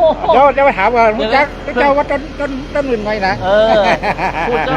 สอนก็อีก เจ้าสอนนี่นะ เพื่อนกันตลอดเด็กธรรมดาน่ะนี่นะ เดี๋ยวมา โอ้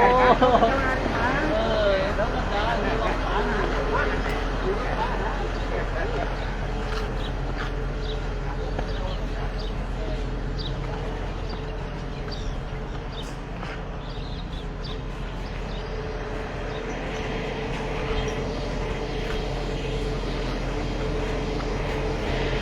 ละติวขึ้นให้มันละมาขอติวหม้อดีเลย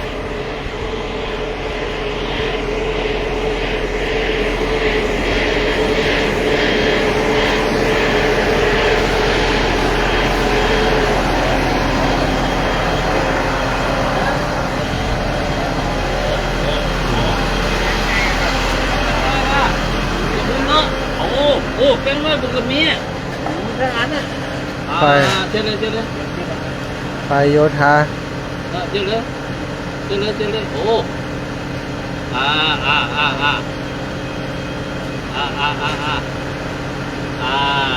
ละเอียดหน่อยเลอะจักเอาตู้ของไงวัดถึงนี้เลย เอาตู้ของอะไรเนี่ย ผู้งานที่มันผู้อยู่ในเขตตำบลเดียวกัน นี่นะแค่เดียวกันนี่ โอ้ นะ คนมันมองนี่ คนเก่งเดียวกันเก่งเดียว คนละแก้ง คนแก่ คนละแก้ง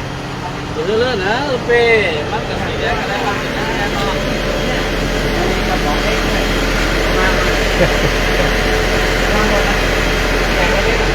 คนใหม่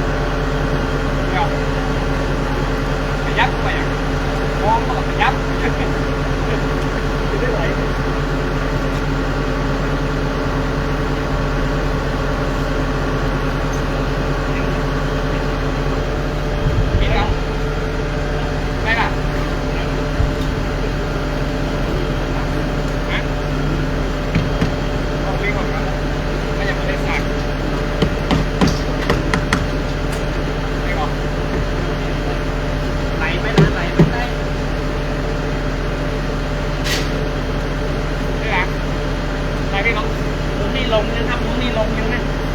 ลุงนี่บ่ลงจ้าไม่เอาลงนะครับเนี่ยลงแล้วครับลิงก่อนครับได้ก่อนอันนี้เลยนะครับได้ก่อนแล้วครับนิดหน่อยนึงครับโอเคครับได้ก่อนเร่งเลยพี่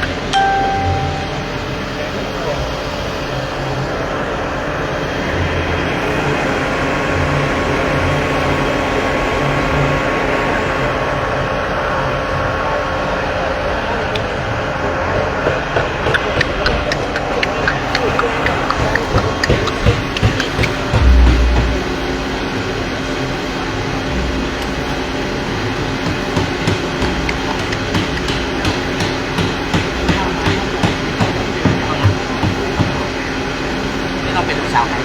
เราเป็นลูกสาวใครยังแม่ลูกสาวก่อนยังแม่มาหันก่อนแล้วก็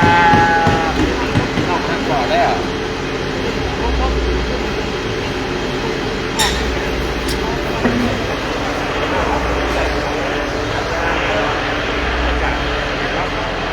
งานติดหมอเนี่ยกันมันชอบไงชอบระบุได้ครับมันมาจวนตรงนี้เนี่ยไหนเนี่ยเพราะว่าเขาคนกับผัดนะเขาคนเขาผัดนะอย่างดีบอกว่าคือผัดนะเลยต้องเก็บเอาสีหลังนิยมมันดีแก่ครับถ้าจะเอาผัดนะเอามาหน่อยต้นคือจะแหกพวกพิษเลยครับคุณอย่ามาเก็บได้เด็กมาร้อนนะก็ว่าที่ไหนครับครับส่วนให้บอกมากันจะเป็นน้ำหอมยืมก็ได้เพราะว่าเขามาได้มีวันที่ผมมาถึงไงที่คมนี้เพราะว่าเวลาเจ้าเป็นรายนั้นก็ตอนนั้นถ้าเขาหูว่าถ้าเป็นโคมมาเลยเรากับมาบุกได้นะอะไรกันย่าเขาขอนะย่าเรียกนะว่าแต่เป็นฟังเป็นน้ำอะไรต้องเชื่อด้วยได้มาจอดลงได้เลยล้าเจ้าล้าไปนี่เจ้าบุญหน่อยเนี่ยจะไปเปิดบุญเนี่ยจะโกนหน้าโกนหัวโง่เนี่ย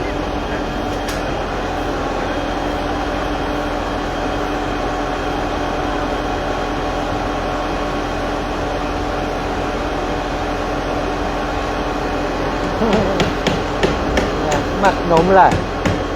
อ้าว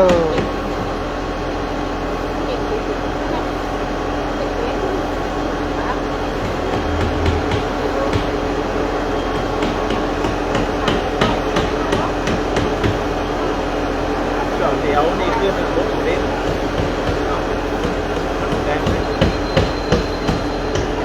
สบาย เป็นอิสระ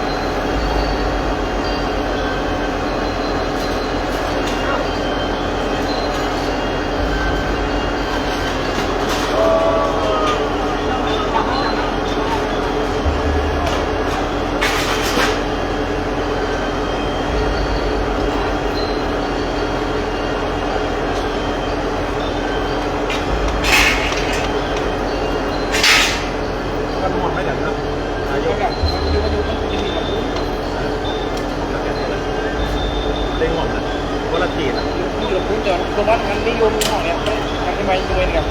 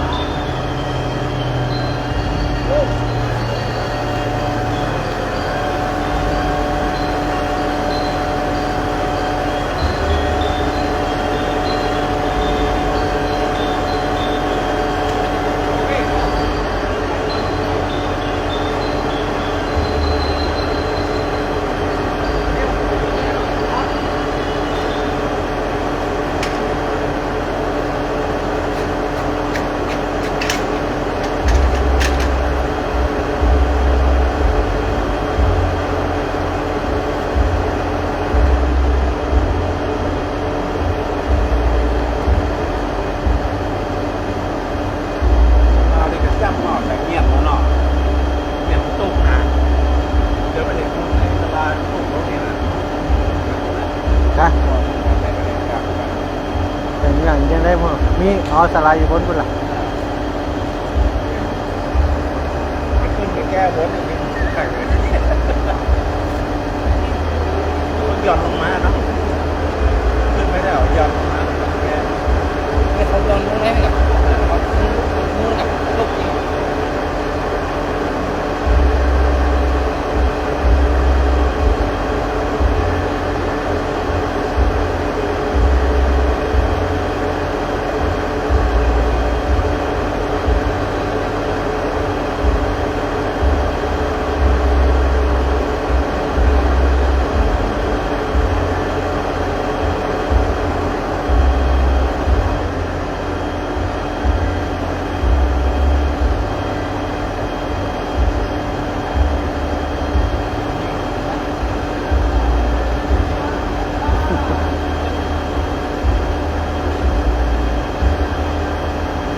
ตัวนี้อยู่ในปีพุ่นละ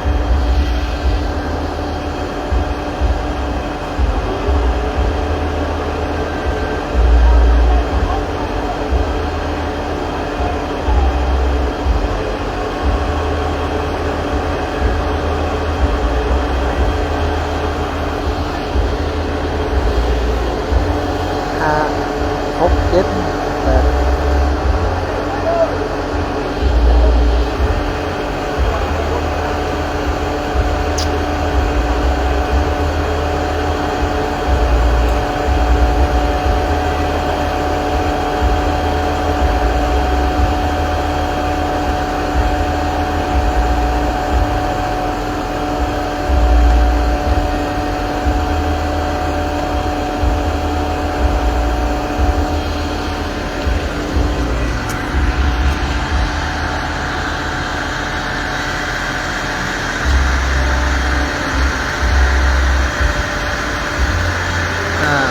ยก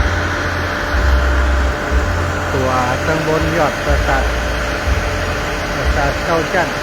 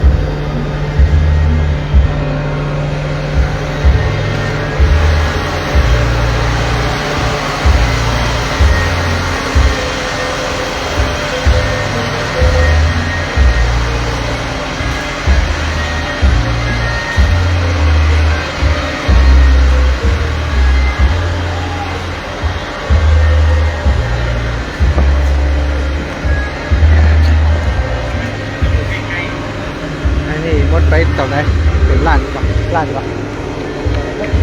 ต้องแต่งกัน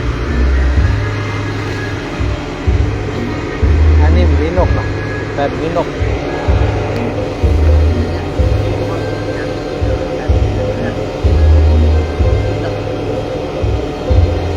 แต่มีนกเป็นล้านกันอะไร มันทำถูกไวนะนี่แป้งไวน่าจะต้องแป้งนะ ฮะรายละเอียดไม่ใหญ่นะของงานเนาะง่ายๆเนาะสมัยก่อนสั่งไว้จะได้ก็ได้ของเขาผ่านนิยมไปแบบโหลดกันนะผ่านนิยมโหลดที่จริงกันไหมอาจารย์ปัญญานะครับไม่ต้องตาลุนนี่จุดนี่ตายกันนะไปมันไม่ต้องเราต้องรู้มันเปลี่ยนแปลงแล้วเดี๋ยวมันเป็นยังไงเป็นเอาไปเข้ากับเจ้าขุนคุณนายละระหว่างสมกับแกเปิดอย่างฝากไว้คุณล่ะ ก็บอกเจ้าอย่างเดียวนะแต่ยังนั้นได้เอาเงินเป็นตัวเดินซื้อตำแหน่งเหมือนกันประมาณพฤหัสสักวันของมัน โอ้ยครับ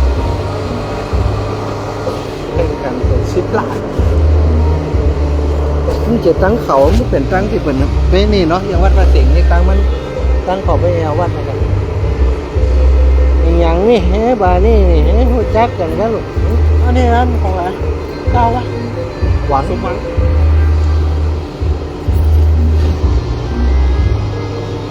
ก็ไก่พันได้เนี่ย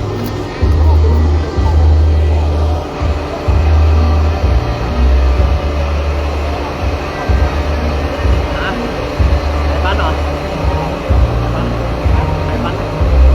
พันหลักต่อเที่ยวเหรอคิดตั้งแต่แล้วผมมาเข้าใจผู้แกงเขาจะมาคุยกับเขาว่าเก็บติ่งที่มือหลังแกนน่ะน่ะเพิ่มแล้วบ่เที่ยวเลยนะต้องเป็นแค่หน้าเดียวต้องบอกว่านี่แหละไอ้แกนถ้าหยุดยุนอันนี้หยุดยุนสูงนี้แต่ว่าถ้าเท้าผมอยากไปนานนี้แต่ยากแต่สังเกตเขาไม่ได้ครับ โอ้มันขนาดคนพูดง่ายๆนะขนาดคนเท่าอยู่นะกี่นิ้วเนี่ยเขายังเนี่ยพอเขายัง นั้นผมว่าแต่หนูเขาเอาใกล้ๆแล้วเกียดเดียวนะแข็งนะเกียดเดียวจะตายมันจะได้ทำกันหมอมันจบงานนี่กันเดี๋ยวปุ๊บอีกขึ้นนะ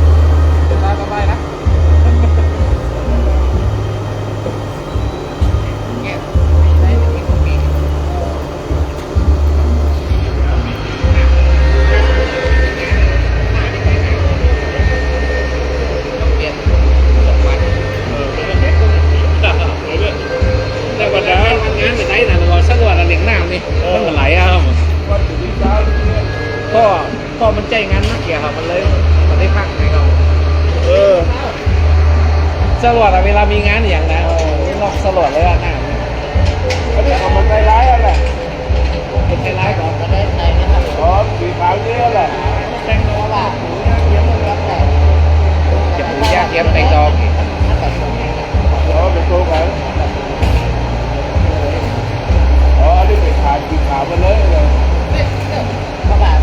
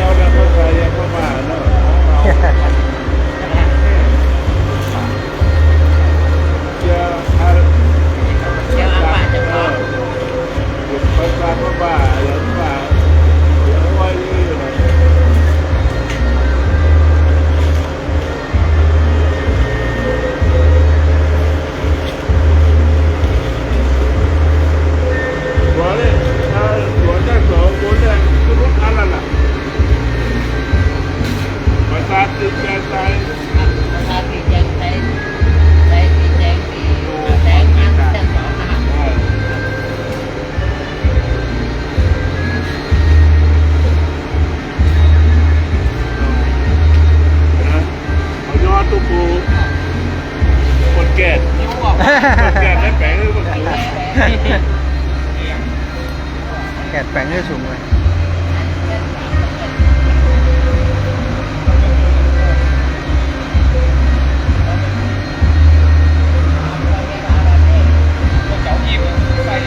ชุดนี้เป็นตัวใดครับราคาตัวใด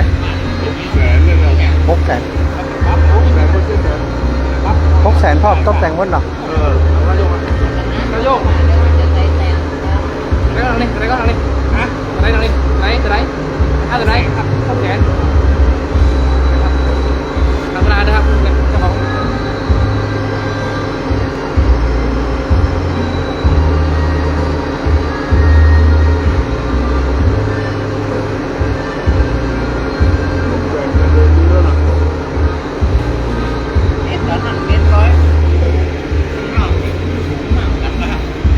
โอ้ความสูงมันก็จับมาได้แล้วแต่ตอนนั้นมันขึ้นมาได้สูงกว่านั้นโอ้จับมาได้แล้วความสูงความอย่างความสูง อ๋อ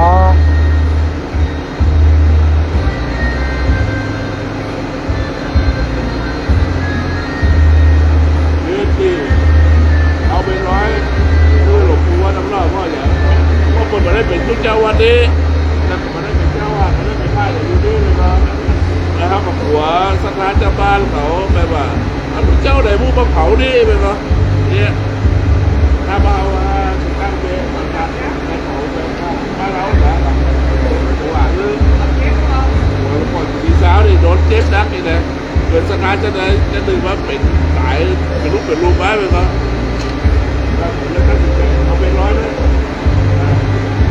เพียงแต่เขาใช้สถานที่ได้ที่บอก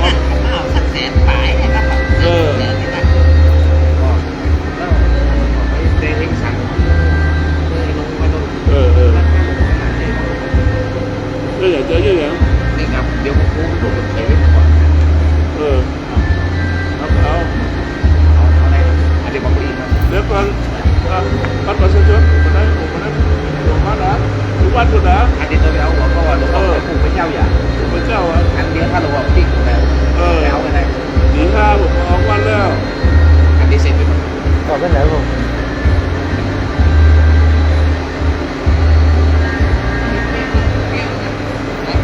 ไม่ได้ไม่ได้ไม่ได้ไม่ได้เดี๋ยวผมไปเซ็นไหนเซ็นไหน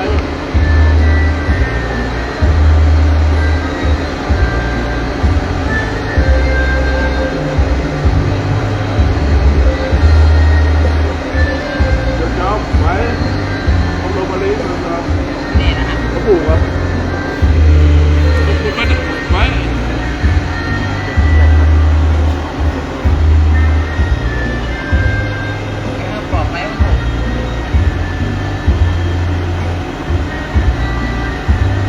มาหลับไปนอนวันนี้ครับออกไปเจ้าบอกไหน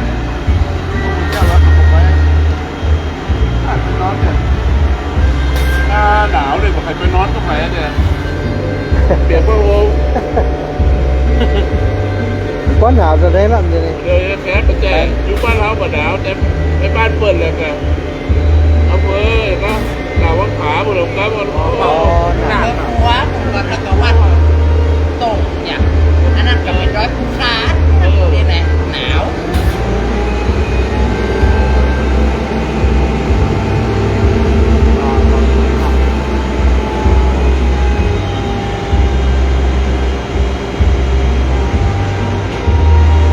แล้วใครอยู่บนวะเหรอ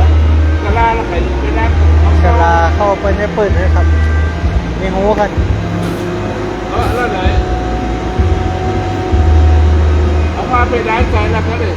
เดี๋ยวเขาก็ใส่ได้ครับ พาขออันใส่ทางไหนนะครับ พาเปิดแล้ว ปิดนะ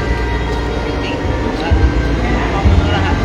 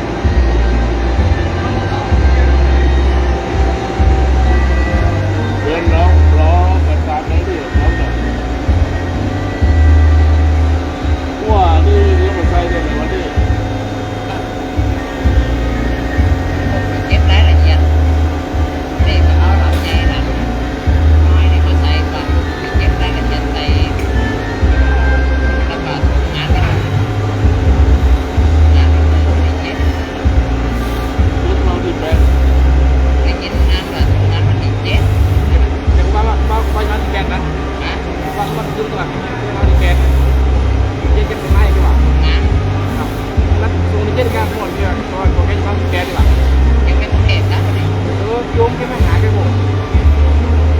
รู้นะแต่ว่าน่าจะว่าลิงพูกันนี้หน่อย เจ๊ ยัง เขาถามกันเจ๊เขาถามเทพ ใครพูดถึงนั่นนะเพราะว่าคือพวกผมรู้นะเพราะว่าขอ นั่นว่าอะไรเงี้ยว้ากาบร้อนนี่ เพราะว่าขอที่ผมมันคือห้องที่ดีรู้นะตัวของนี้แค่ว่าจะไปก็เลยมันมีเก็ตมันมีห้อง5 ห้องนะแต่มันเป็นวันเดียว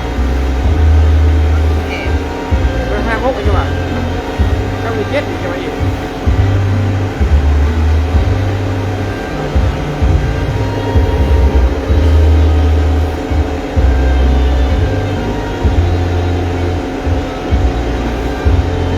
มันปั่นร้านไปก่อนนะครับ ประมาณนะ อันแค่เอาลงทันลงไป ที่ว่ามาหรือว่าไม่รู้ถึงเราต้องคำว่าแบบนั้น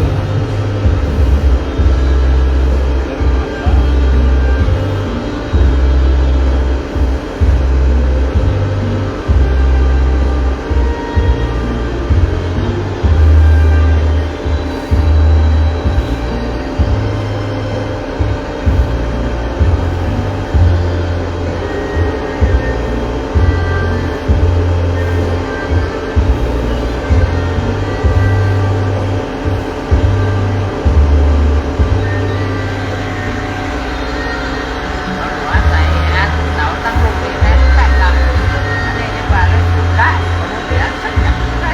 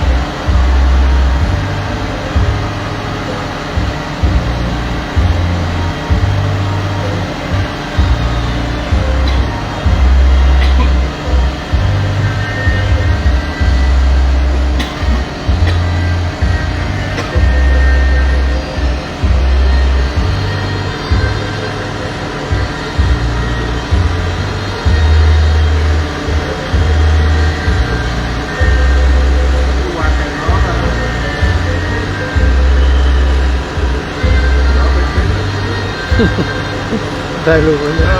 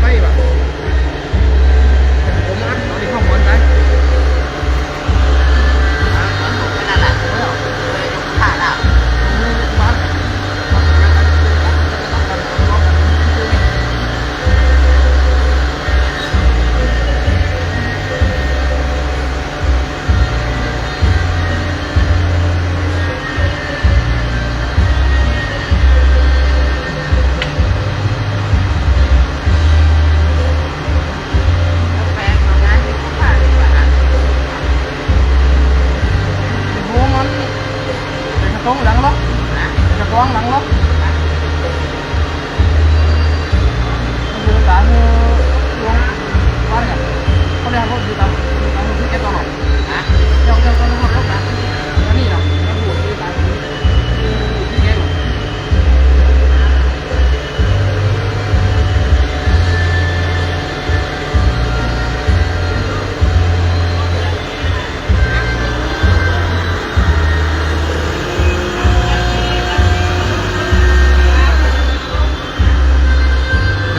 เป็นอันเสร็จสิ้นเรียบร้อย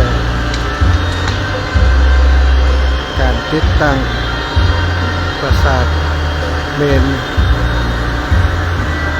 เขาศพหลวงปู่พระราชกินนานายกอดีตผู้บริหารเจ้าคณะจังหวัด